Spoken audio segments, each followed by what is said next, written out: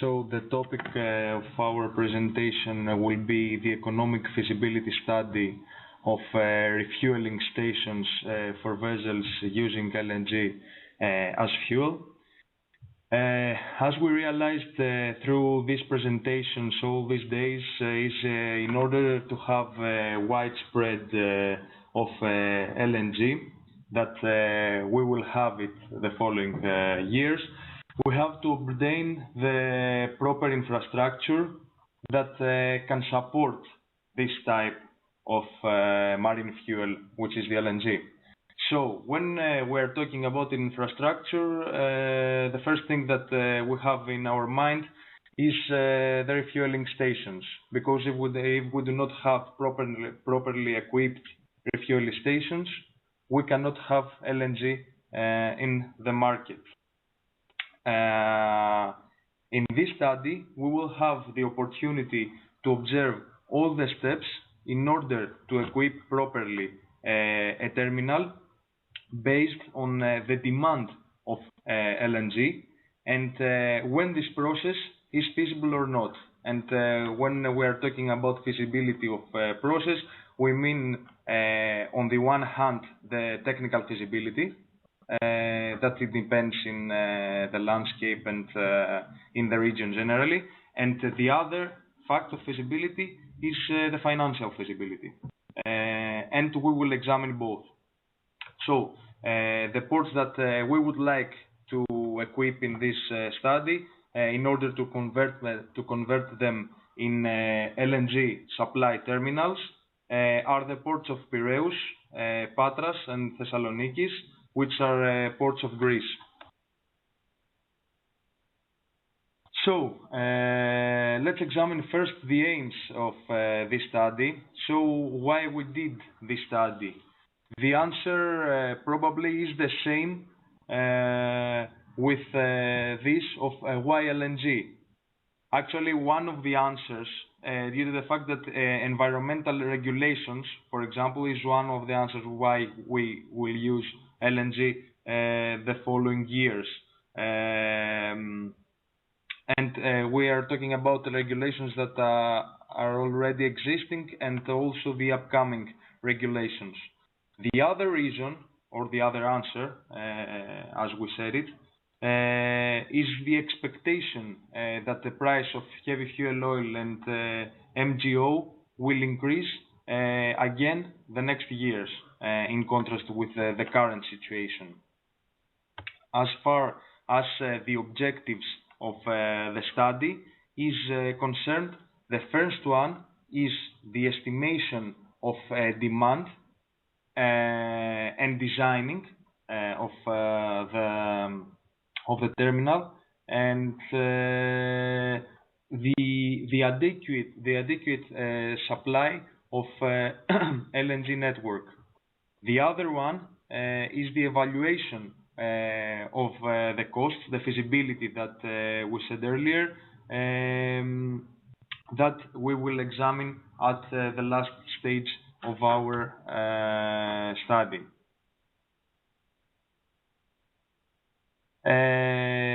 It is actually very important to see first, to observe first all the steps that we followed in this study in order to understand better the results that we will present later. So the first step was the research and the statistical data collection.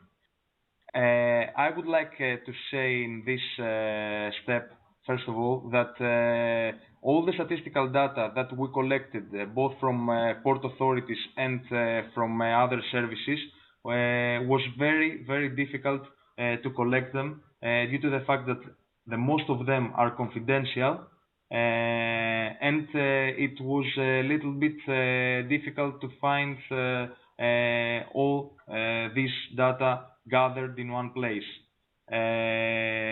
However, we have published any of this data, as it is very logical, but we just kept them in order to use them for making the calculations.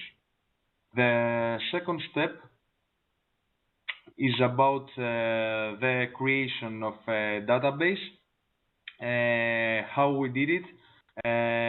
Based on the data that we collected, we conducted a series of grouping. The main objective of this grouping is the categorization of the total arrivals based on the specific characteristics of each ship. So the initial grouping was made according to the type of the ships. For us was logic as each specific category had different characteristics, so we couldn't take them all together. For example, as far as the coastal vessels, they follow a specific route for a year. This means that we can know which distances is covering a coastal vessel, in contrast, for example, with a container vessel, that it may change its routes in every situation. The second grouping was according to the key features of each ship. So we had each category, and each category we tried to categorize according to the capacity, to the age, to the total installed power, and to the service speed.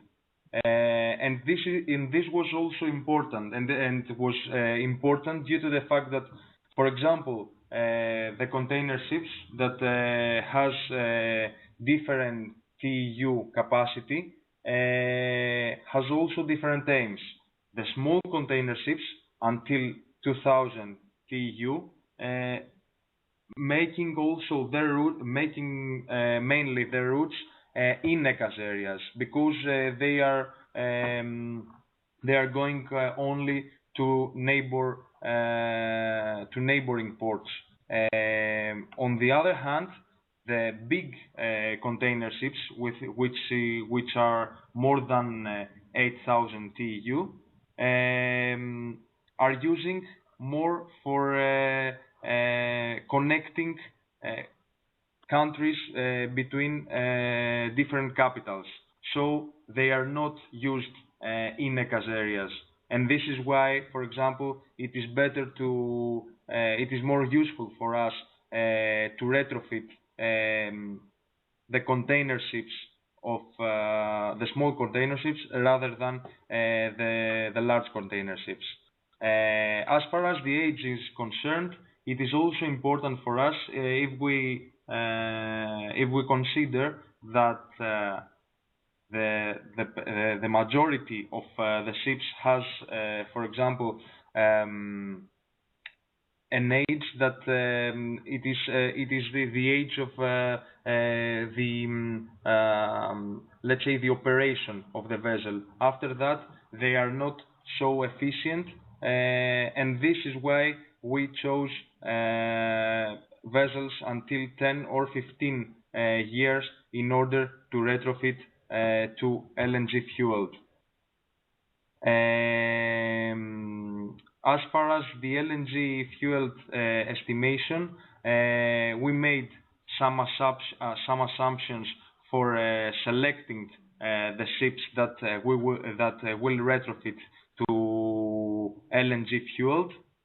The selection of ships operating in areas with strict environmental emissions, like SECAs or ECAs, was very important, because this is the majority of vessels that we would like to retrofit to LNG fueled. And the selections of younger ships, as we said earlier, was also important. The assumptions for the estimated volume of bunkering was mainly two. The first one is that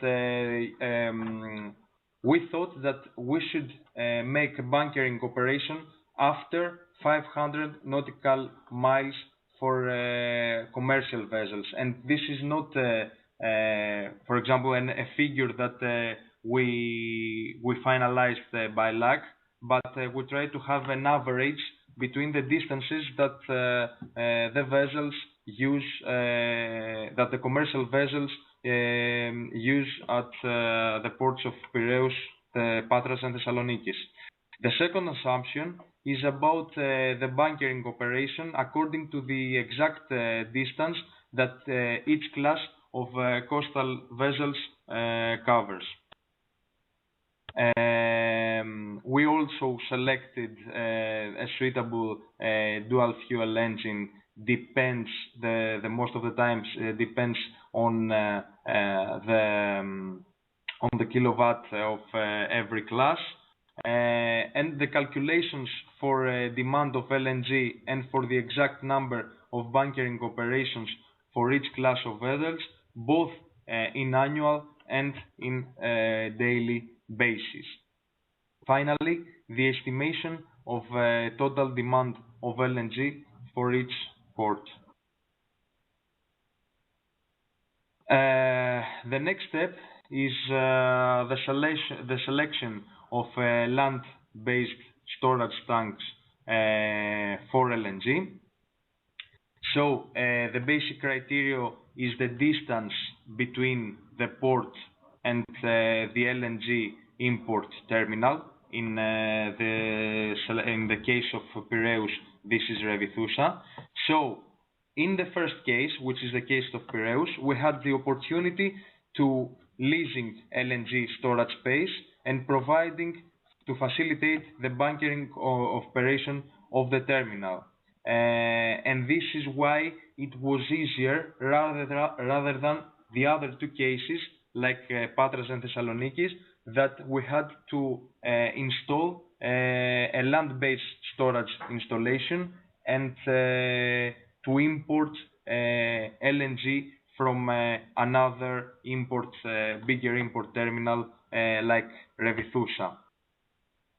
As far as the selection of the appropriate equipment of the bunkering operation of LNG, it also differs according to the necessities of each port, of each LNG terminal. So the criteria that we select this appropriate equipment is, of course, the shipping industry overview, that it is quite equal for every of the three ports. The estimated demand of LNG for each type of vessel, the estimated number of daily bunkering operation, and the total demand of LNG.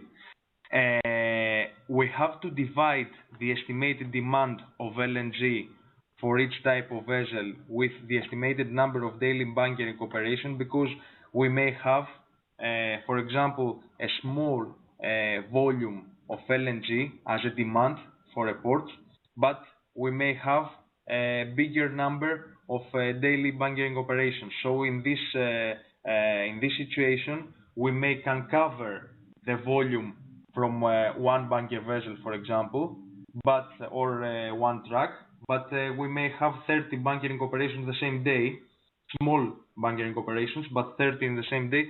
So we may need, for example, 2 or 3 trucks in order to cover our necessities.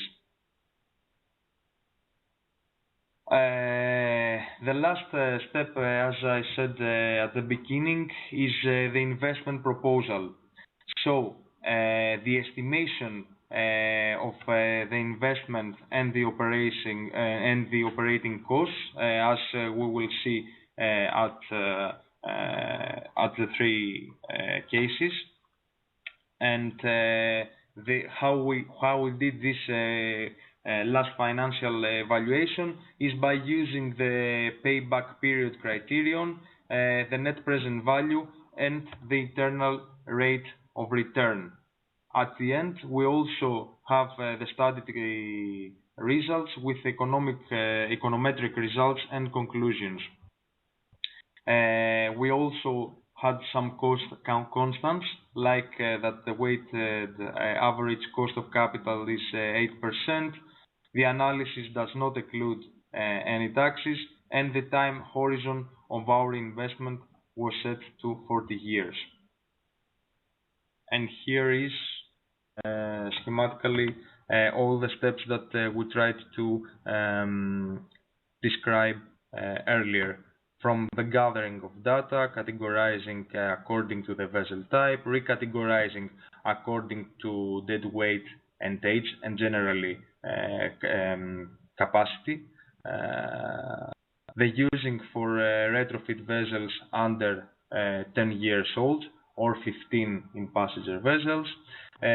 Choose suitable dual fuel engines according to total installed power. Calculate the average fuel consumption for each category's vessels, calculating the total fuel consumption of the vessels, the number and the volume of daily bunkering operations, having the annual demand at the end of LNG, and select the suitable equipment after all of this for equip our terminal. And the financial part will have the calculation of the investment costs, the operational costs, the surcharges per ton LNG for the examined number of depreciation years compared with the prices of other alternative fuels, and checking at the end the feasibility. So the first case is Port of Piraeus. Piraeus, as you may know, is the first in size and handling capacity port in Greece, and one of the largest in Mediterranean. It is very important for international trades and also for passenger traffic, and it is very important also for the economy of Greece and generally of Mediterranean region. According to our market research, and the data that we collected, we can present that the vehicle carriers that arrived in Piraeus for 2012, because the year that we are examining is 2012, is 716 calls by 202 vessels. As far as container ships is concerned, we had 2,398 calls by almost 300 vessels. As about the cruise ships, as it is also a passenger terminal, we had 770 calls by 110 vessels, and the biggest number of calls we had it to the RoPax ships, as we have 4,293 calls by 31 vessels.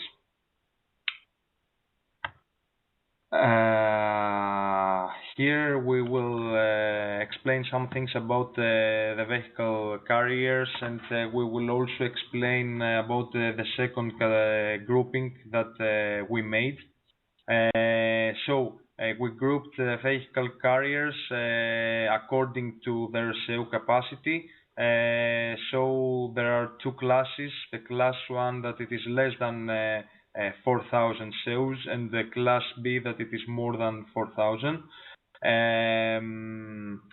At the right side of the page, we can see the frequency of the ships, of the vessels that arrived in Piraeus according to their SEUs, and we can see at the down one, for example, that most of them are between 6,000 and 7,000. However, the Class A vessels mainly transfer vehicles between key ports and neighboring ports, and this is why we will finalize at the conclusion that we consider that Class A and age less than 10 years vessels will be ideal for using LNG as marine fuel, because as we explained also earlier, we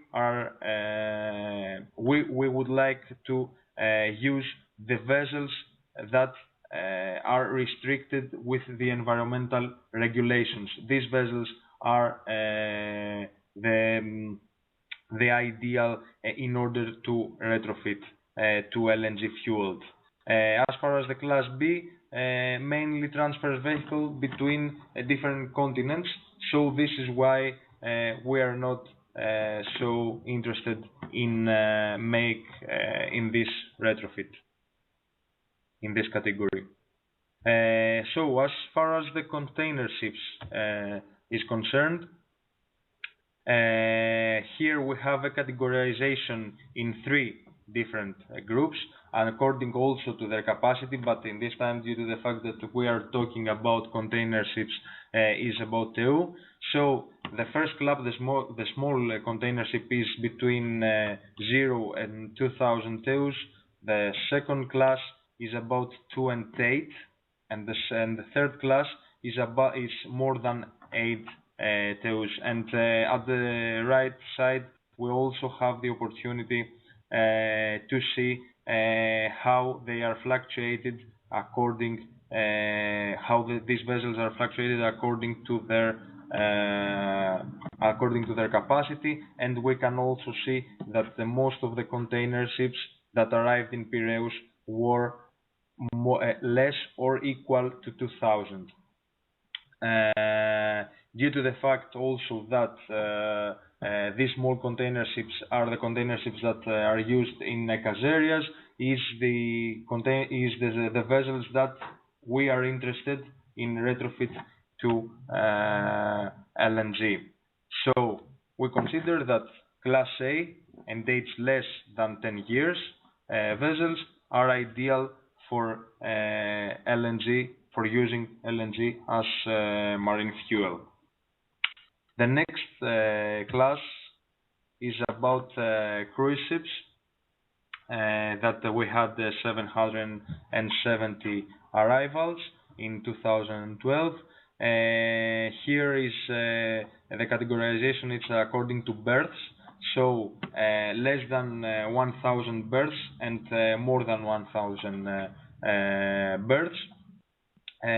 We can see here that the calls made by the Class B vessels was more than this of the Class A.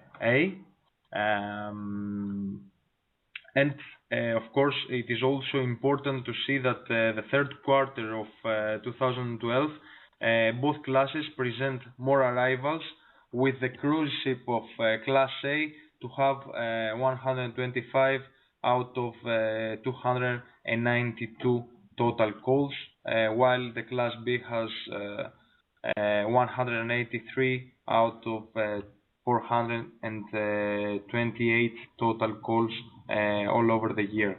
So we consider that both classes and aged less than 15 years vessels are ideal for using LNG as marine fuel. As far as the passenger, which is the last category, the segmentation here, we made also a segmentation according this time to the routes that the passenger vessels are following. So we have four main categories of different routes. The first one was Cyclades, it's Crete, it's North Aegean, and Dodecanese. We can see also here that the third quarter of the year we have more arrivals of passengers ro ships, and specifically was 1,700 out of 4,000 and almost 300. And the majority of these departures from Port of Piraeus addressed to the Cyclades Islands. We consider that age less than 15 years vessels are ideal for using LNG as marine fuel. So in this table we have collect the estimated demand of LNG for each category, and it is the daily demand. At the first row we can see the required amount of fuels, and the second one is the annual number of bunkering operations. So we can see that the vehicle carriers need 80 cubic meters per day and 83 bunkering operations, while the container ships, the small container ships, need 95 cubic meters per day and 210 annual operations. And you can also see the next figures. We can see here that the cruise ships, the large cruise ships, are this category that needs the bigger amount of fuel, which is 450 cubic meters. But the bigger number of bunkering operation is about the container ships, the small container ships, and it is 210. As the expected annual demand of LNG for 2020, we can see in this table, in this figure, and we can understand that the bigger annual demand is about the large RoPax ships and the large passenger ships, as we described earlier. And the difference between the other categories of vessels that arrived in Piraeus 2012 was very big. We have also put here the last table that we made in order to have it gathered all the data that we collected. So about the type of the vessels divided to small and large, as we said earlier, the expected call of each type, the average refueling volumes, the percentage of vessels that use LNG under the restrictions that we put in our study, the percentage of vessels that will make bunkering in Piraeus, due to the fact that there are some vessels that may bunker in neighboring ports, the estimated number of bunkering operations, and the annual demand of each category, and at the end the annual demand of port of Piraeus, which is almost 300,000 cubic meter.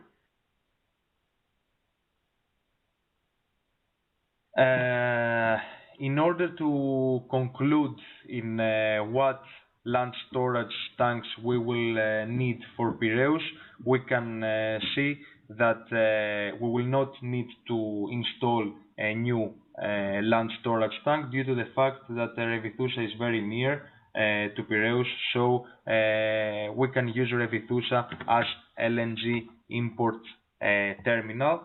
And as far as the equipment that we will use in order to do the bunkering operations, we will need a bunker vessel with capacity of 3,000 cubic meters and 4 specially designed trucks, capacity 50 cubic meters of each vessel.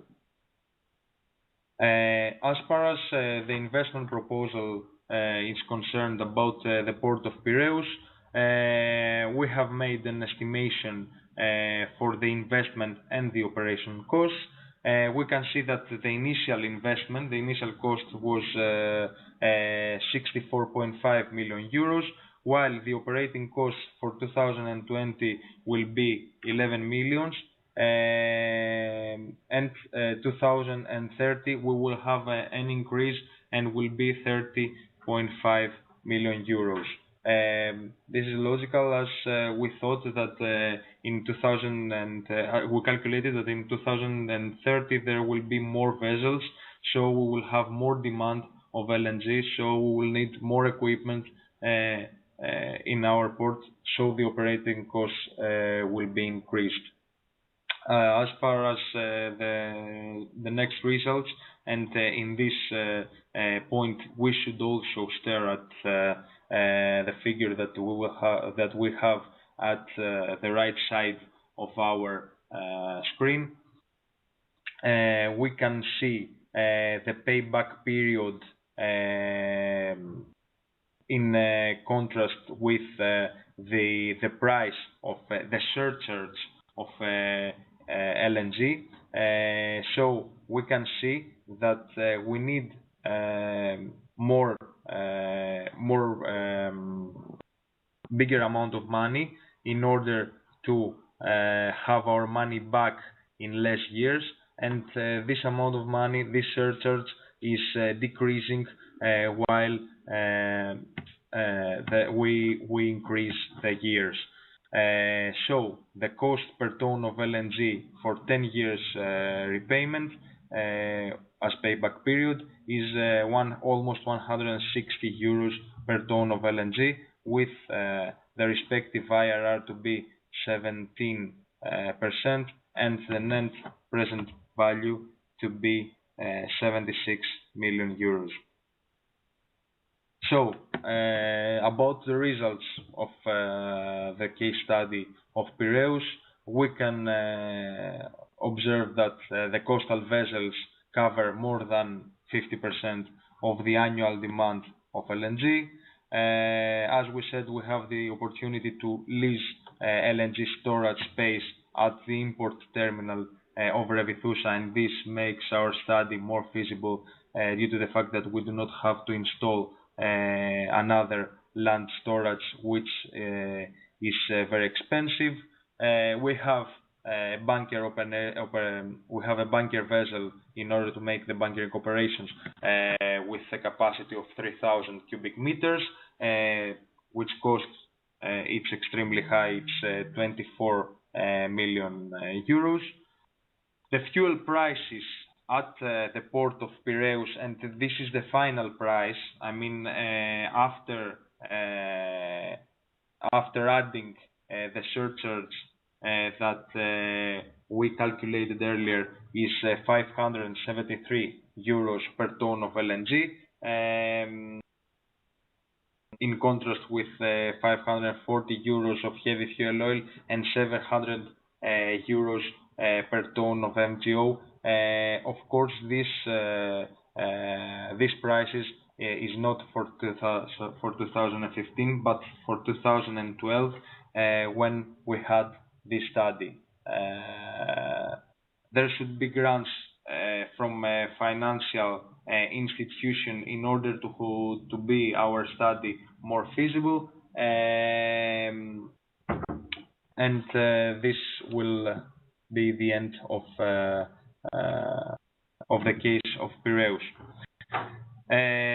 As far as the port of Patras is concerned, here the majority of the vessels that use the terminal of Patra is the RoPax ships vessels, with 2,074 arrivals by 27 vessels. We should also state here that except of RoPax ships that use Patra as a main terminal, there is also another category of general cargo ships.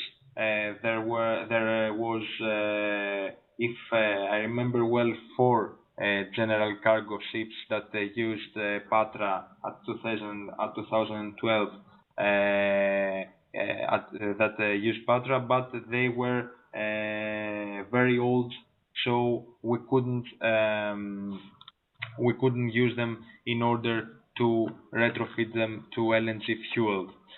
So the RoPax ships, we will divide them according to the routes that they are following the year 2012, and this is Ancona, Venice, Bari, Brindisi, and Ionian Islands. We will also see that the vessels that use the route of the Ionian Islands are also very old, so we will not calculate them to the retrofit of the ships. So we consider that aged less than 15 years old vessels ideal for using LNG as marine fuel, but except of the vessels that follow the route to Ionian Islands.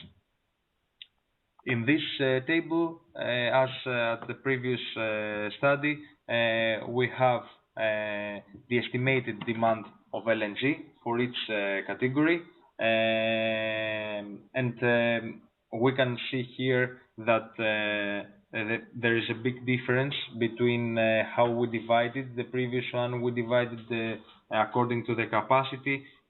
These categories of ship, which is RoPax, we divided according to their speed. So, for example, the RoPax ships going to Ancona, which speed are bigger than 25 knots, required almost 300 cubic meters, while the annual number of bunkering demands for 2020 is 412, and for 2030 686. We can see how the number of bunkering operation is increased during the years, and we can also see the rest of categories with RoPax ships going to Venice, to Bari, to Brindisi, and to Ionian Islands that we do not have bunkering operation due to the reasons that we described earlier. As per the estimation of demand of LNG for 2020, we have 150,000 almost cubic meter of LNG with 753 bunkering operation, while 2030 we have an increasing at the demand of LNG, which will be 251 thousand cubic meter of LNG with 1,255 bunkering operation. We can see that we have almost 66% of increase in the amount of LNG that will be demanded in 2030 at the port of Patras, in contrast with 2020. Here, that we do not have that the distance from Revithousa import terminal is very big. We have to install an expensive and land-based storage tank, which total capacity will be 10,000 cubic meters, and we also here selected this land-based with this total capacity according to the necessities of the port of Patras, with the refueling equipment to be one bunker vessel,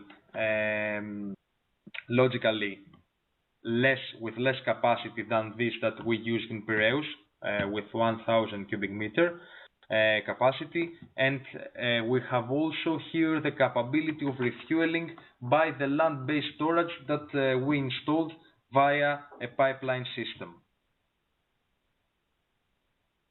And we can go now to the financial evaluation of the case study of the port of Patras, with an estimation of investment and operating cost. The initial investment costs, the capital, will be 80.2 million euros, while the operating costs for 2020 will be 9.8, and the increasing operating costs for 2030 will be almost 14 million euros. As we did in Piraeus, with the same, we followed the same route in order to conclude in some results. So, to the econometric results, we can see that in order to have amortization in 10 years, we need to add a surcharge of 319 euros per ton LNG, while the internal rate of return in this case will be 17%, and the net present value will be 112.8 million euros. Let's see the conclusions. The vessels that cover the Patra and Kona route is this category of vessels that will demand the bigger amount of LNG in contrast with the others. The installation, as we said earlier, of the land-based storage tank with 10,000 cubic meter of LNG is high enough, and it is approximately 23 million euros. The bunker vessel is also, even if it is less capacity than the one that we used in Piraeus, its cost is extremely high, and it is almost 20 million euros. The fuel prices at the port of Patras after the surcharge is 731 euros per ton LNG, while at 2012 the prices for heavy fuel and MGO were 595 euros per ton and 770 euros per ton MGO respectively. Also in this case, it would be better, it would be more financially feasible to have some grants for any financial institution or the EU. The last case that we have to examine here is the case of port of Thessaloniki, where we can see that we can say that it is a more commercial terminal. We can understand this if we see that the type of vessels that use this port is mainly commercial vessels. It's container ships that had almost 500 arrivals in port of Thessaloniki at 2012 by 56 vessels. The general cargo with 300 calls, the tanker ships with 336 calls, and the bulk carrier ships with 475 calls.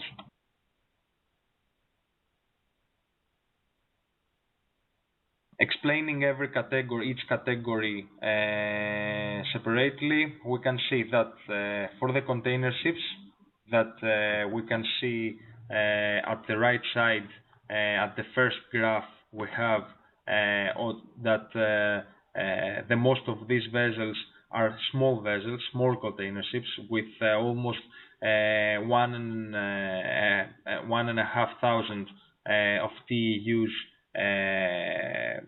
to be more than 20.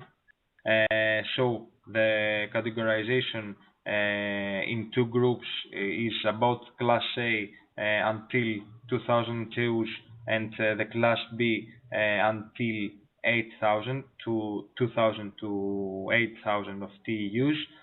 We do not have here container ships bigger than 8,000 TEUs. And we can also see that the first class is 73.21%, while the second class is 26. So it's three times more the first class, the vessels that are including in the first class in contrast with the second. So we consider that the class A and age less than 10 years vessels are ideal for using LNG as marine fuel. We made the same thing for tanker ships, and here the categorization was made according to the capacity, as we did in Piraeus. The class A had less than 25,000 tons of deadweight. The class B more than 25,000 tons of deadweight.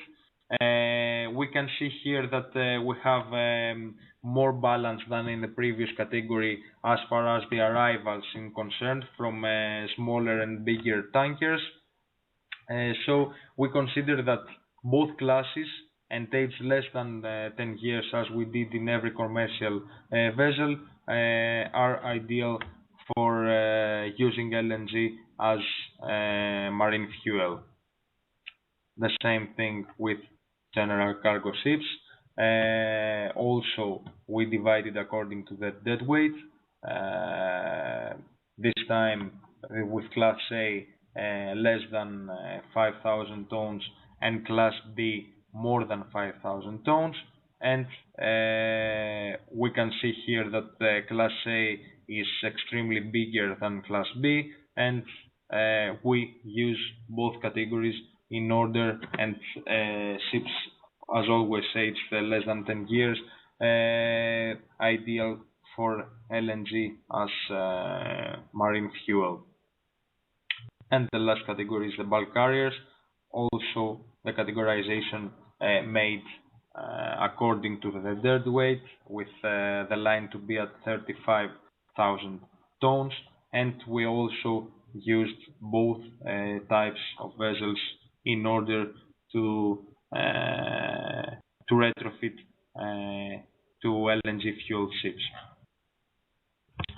The estimation here about the demand of LNG that we will need for each category, it shows that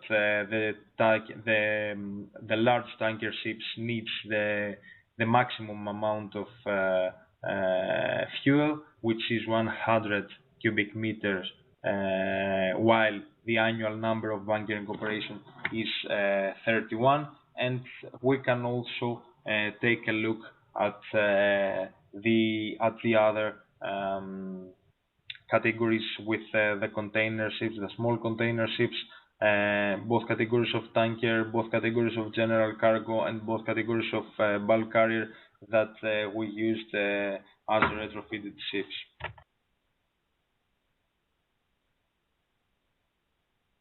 As far as the estimation of demand, we can see that here the figures are much smaller than the figures in Piraeus and Patras.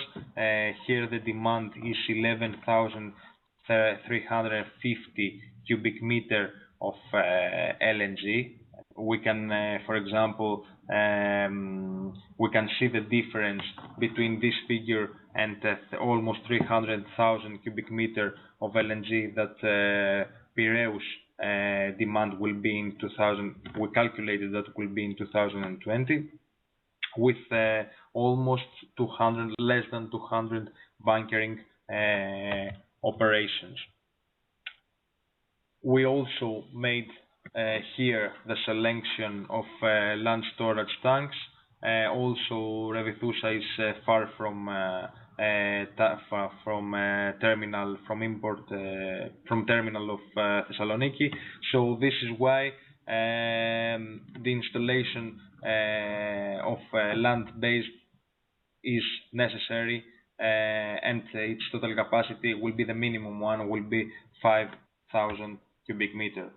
and the equipment that we will use for the port of Thessaloniki will be one specially designed truck with a capacity of 50 cubic meter, and we also have the capability, the opportunity of refueling by the land-based storage that we said above via a pipeline system.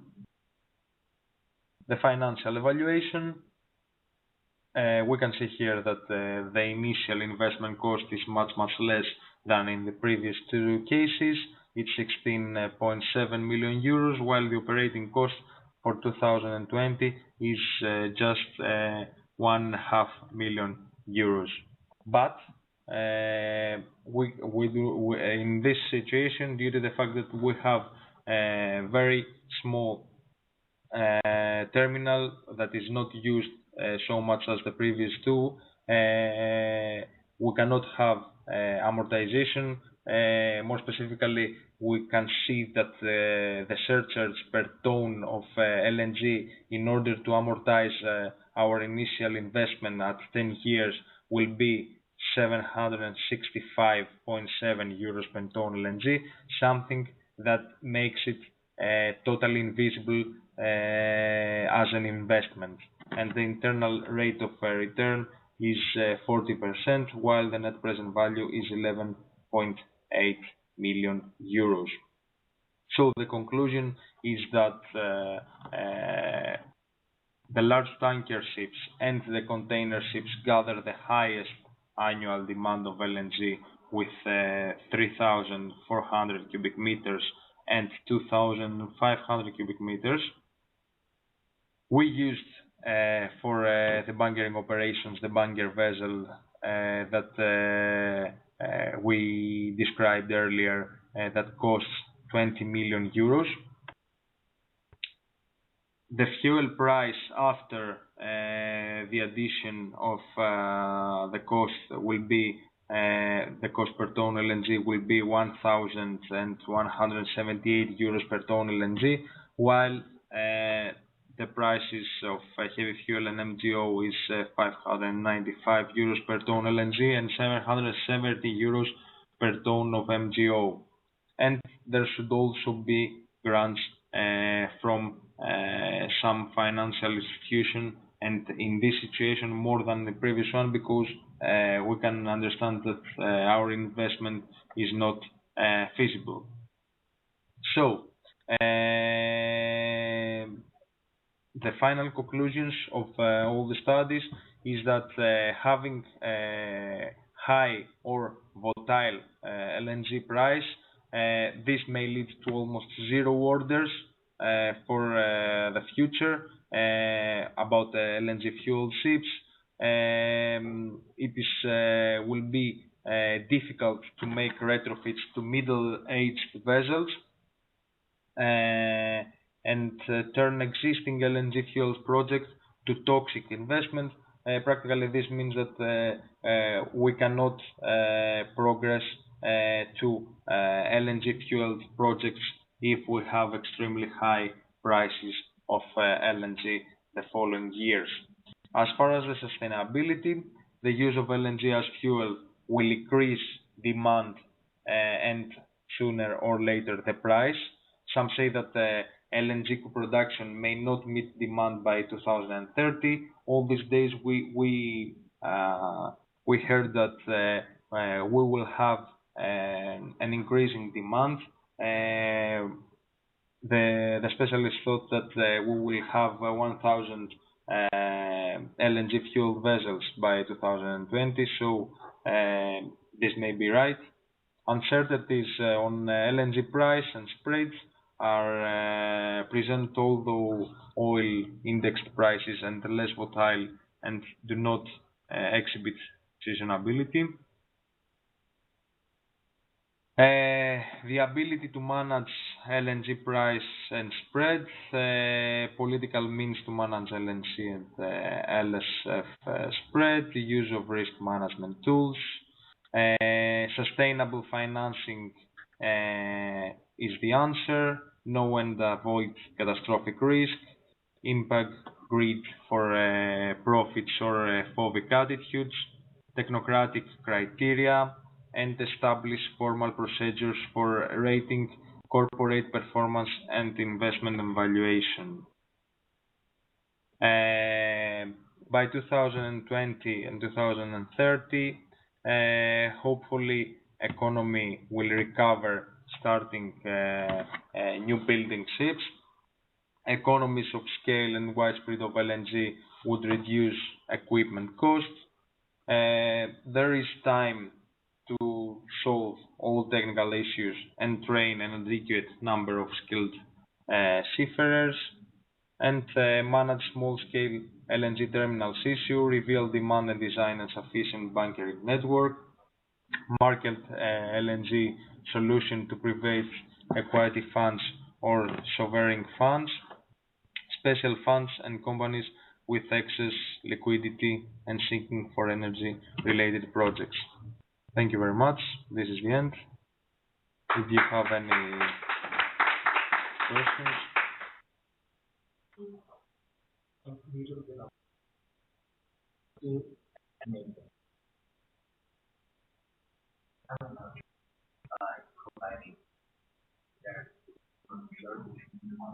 The profit.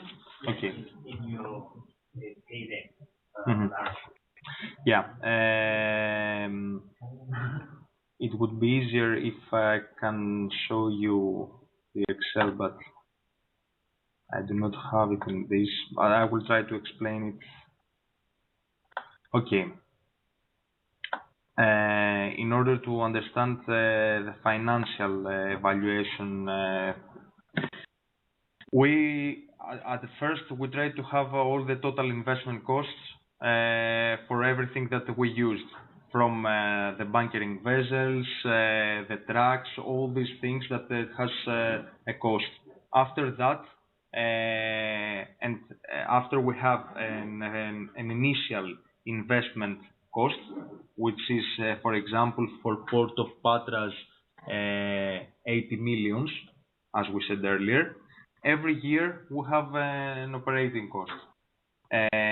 So there is, we try to have like an initial investment cost, and in this one we added every year the operational cost. From the other side, we have the LNG. So if we put the price, the additional price of LNG in the initial price of LNG, we can have this amortization. So we tried to say, let's say, for example, that we would like to amortize in 5 years. So in 5 years to have zero the investment and operating costs with all our profits, and we tried, and in this way we said how much surcharge we want from LNG in order to have this zero at the 5 years. For example, we want 200, 300. For example, for Patras was for 10 years was 320. So we should add 320 in per ton LNG in order to amortize all the investment